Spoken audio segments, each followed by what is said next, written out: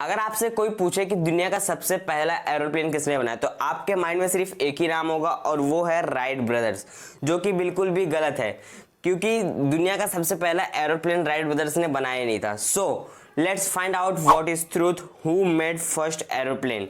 अगर कोई भी आपसे पूछता है कि दुनिया का सबसे पहला एरोप्लेन किसने बनाया तो आप बोलते हैं दुनिया का सबसे पहला एरोप्लेन राइट ब्रदर्स ने बनाया था, जो कि बिल्कुल ही गलत है। दुनिया का सबसे पहला एयरक्राफ्ट यानी कि एरोप्लेन एक इंडियन ने बनाया था, यानी कि एक भारतीय व्यक्ति ने दुनिया का सबसे पहला विमान बनाया था और वो शास्त्री जी द्वारा इंस्पायर्ड होकर बनाया गया था।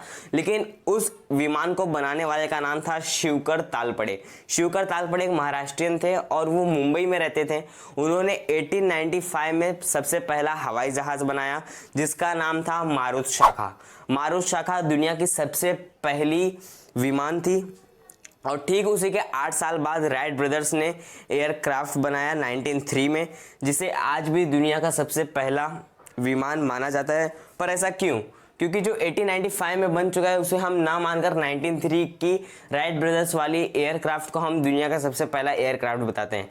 ये भी नहीं कि हमारे इंडिया में उस समय कोई भी तरह का मीडिया नहीं था, क्योंकि उस समय उसके पहले से ही न्यूज़पेपर जो कि हमारे इंडिया में प्रिंटेड थी वो थी हिक्स बेंगल गैट्जी, जो कि 1780 में पब्लिश हुई थी। और हमारा जो सबसे दुनिया का पहला विमान था वो 1895 में बनाया गया था और ये जो न्यूज़पेपर था ये ब्रिटिश राज के अंदर था। तो आप एक तरह से कह सकते हैं कि ये ब्रिटिश की एक राज थी या फिर एक चाल थी कि उन्होंने इंडिया को ना एक्सेप्ट कर 1903 की राइट ब्रदर्स की एरोप्लेन को एक्सेप्ट किया।